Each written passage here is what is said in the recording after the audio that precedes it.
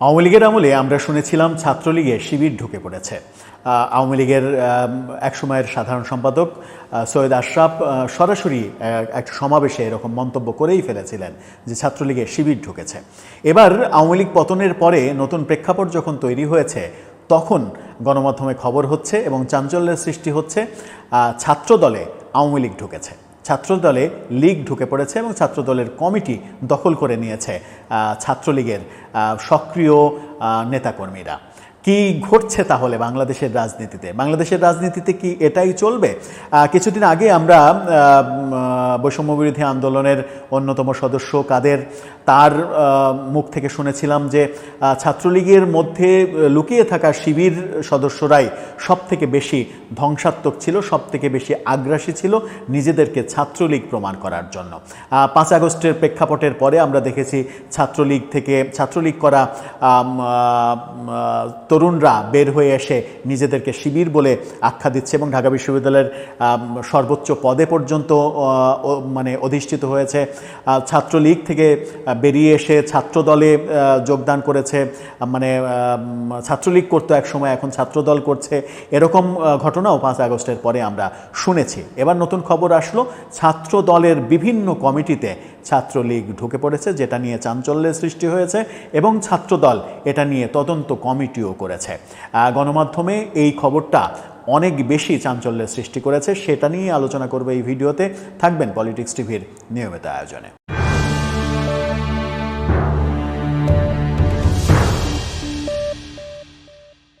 দর্শক, পলিটিক্স টিভির নিয়মিত ভিডিওগুলো স্পন্সর করছে প্রজাপতি.টিভি, নতুন ওটিটি প্ল্যাটফর্ম। আপনারা চাইলে ইউটিউবে, ফেসবুকে, ইনস্টাগ্রামে, টিকটকে দেখে নিতে পারেন। ডেসক্রিপশন বক্সে লিঙ্ক দেওয়া থাকবে, সেখান থেকেও আপনারা দেখে নিতে পারেন প্রজাপতির কার্যক্রম। চলে যাচ্ছি মূল ভিডিওতে। বলছিলাম এবার ছাত্রদলে ছাত্রলীগ ঢুকেছে এমন অভিযোগ উঠেছে, আগে ছাত্রলীগের শিবির ঢুকেছে এরকম অভিযোগ শুনেছে। তাহলে কি বাংলাদেশের রাজনীতি এভাবেই চলবে? বাংলাদেশে যারা রাজনীতি করতে চান কিংবা যারা রাজনীতি করেন তারা কি অল টাইম পাওয়ার পার্টি পলিটিক্স করতে চান? তারা সব সময় ক্ষমতায় থাকতে চান, এরকমটাই কি মনে হয়? আমার মনে হয় যে সারা দেশের রাজনৈতিক পরিস্থিতি যদি বিশ্লেষণ করা যায় তাহলে বাস্তবতা এটাই। বাস্তবতা কি? আমরা শেখ হাসিনা পতনের আগে পর্যন্ত কি দেখেছি? যে সারা দেশে আওয়ামী লীগ ছাত্রলীগ ছাড়া কোনো সাধারণ মানুষ নেই, সবাই আওয়ামী লীগ করে, সবাই ছাত্রলীগ করে। আমরা নিশ্চিত করেই যে জানি যে বিএনপি করে কিংবা জামাত করে, কোনো একটা স্কুল কলেজে চাকরি করে, তাকে আওয়ামী লীগ হয়ে যেতে হয়েছে, নানা কারণে আওয়ামী লীগ হয়ে যেতে হয়েছে, আওয়ামী লীগ হয়েছে। জামাতের বহু দরবেশকে আমরা দেখেছি আওয়ামী লীগ হয়ে যেতে, আওয়ামী লীগের সুরে সুর মেলাতে। এরকম ঘটনা বাংলাদেশে বহু ঘটেছে এবং আমরা খবরও পেয়েছি। তাহলে ব্যাপারটা বোঝা যাচ্ছে যে বাংলাদেশে যারা রাজনীতি করতে চায় তারা মূলত পাওয়ার পলিটিক্স করতে চায়, অল টাইম পাওয়ার পার্টি হয়ে থাকতে চায়। তারা বিরোধী দল থাকতে চায় না। বিরোধী দলে থেকে নিপীড়ন নির্যাতন কেন সহ্য করবে? পাওয়ার পার্টি থাকাই ভালো। এখন যেহেতু মনে হচ্ছে যে বিএনপি অনেকটা পাওয়ার পার্টি, বিএনপি পাওয়ারে না থাকলেও আগামীতে পাওয়ারে আসছে এটা মোটামুটি নিশ্চিত। সেই কারণেই সারা দেশের চিত্র এখন যেখানেই যাবেন দেখবেন যে আর কোনো আওয়ামী লীগ ছাত্রলীগ নেই, সবাই বিএনপি হয়ে গেছে, সবাই ছাত্রদল হয়ে গেছে, কিংবা সবাই শিবির হয়ে গেছে, সবাই জামাত হয়ে গেছে। এই ব্যাপারটাই বাংলাদেশের রাজনীতির সবথেকে বড় সংকট। এবার সেই সংকটটা দেখা দিল ছাত্রদলে।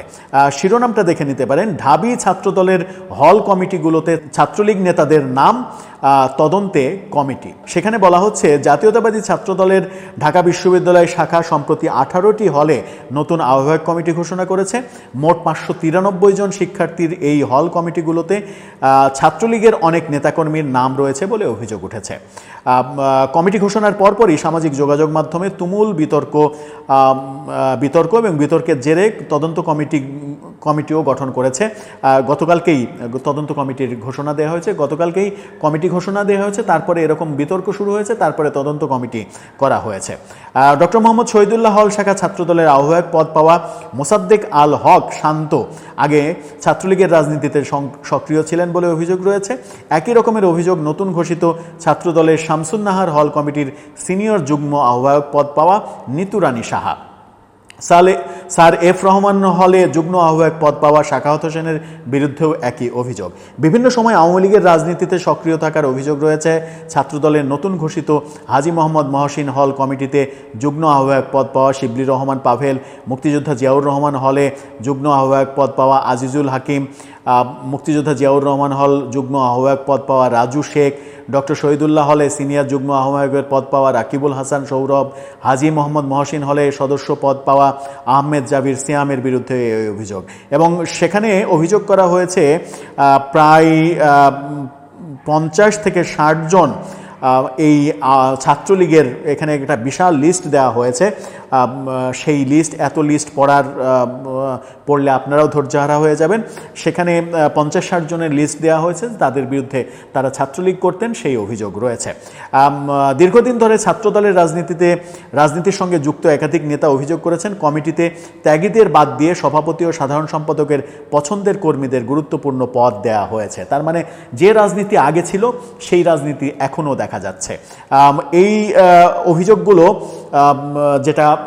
এই অভিযোগগুলো ছাত্রলীগের সভাপতি সেক্রেটারির বিরুদ্ধে প্রচুর আমরা শুনেছি বিভিন্ন সময়ে ছাত্রলীগে, এবং সর্বশেষ যারা ছাত্রলীগের সভাপতি সাধারণ সম্পাদক ছিলেন সাদ্দাম, ইনানি সম্ভবত, হ্যাঁ ইনান, এই দুজন সভাপতি সাধারণ সম্পাদক ছিলেন। তার আগে যারা ছিলেন শোভন রাব্বানি, এদের সময়ে ভাই লীগ বানানোর প্রক্রিয়ায় নিজেদের খেয়াল খুশি মতো বিভিন্ন দলের থেকে, বিভিন্ন জায়গা থেকে ছেলেদের জোগাড় করে, মেয়েদের জোগাড় করে তাদের দল ভারী করার অভিযোগ কিন্তু বহুদিন আমরা শুনেছি আওয়ামী লীগের সময়। এবং তারা সারা দেশে ছাত্রলীগের যে কমিটি দিয়েছে সেই কমিটিগুলোও নানাভাবে বিতর্কিত হয়েছে, এবং টাকার বিনিময়ে কমিটি দেয়া, টাকার বিনিময়ে অন্য দল থেকে কমিটিতে ঢুকে পড়া, এই ঘটনাগুলো আমরা ছাত্রলীগের বেলায় সমালোচনা শুনেছি। এবার ছাত্রদলও একই পথে। তাহলে বাংলাদেশের রাজনীতির গতানুগতিক যে ধারা, সেই ধারা থেকে